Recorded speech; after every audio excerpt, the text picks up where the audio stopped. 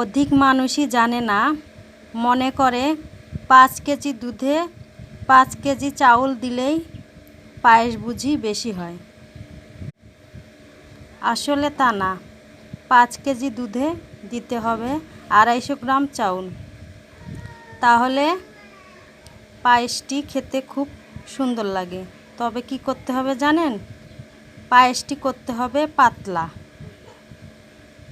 তাহলে পায়েসটি ওই চাউল বেশি দিলেও যা হয়, কম দিলেও সেই পরিমাণই হবে।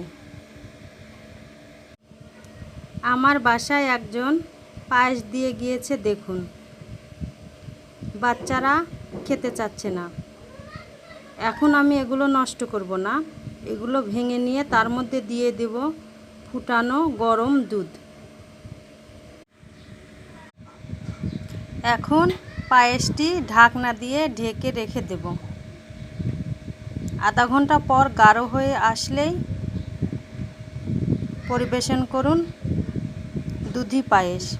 পায়েসটা আর নষ্ট হলো না, বাচ্চারা খুব পছন্দ করবে। টাটা।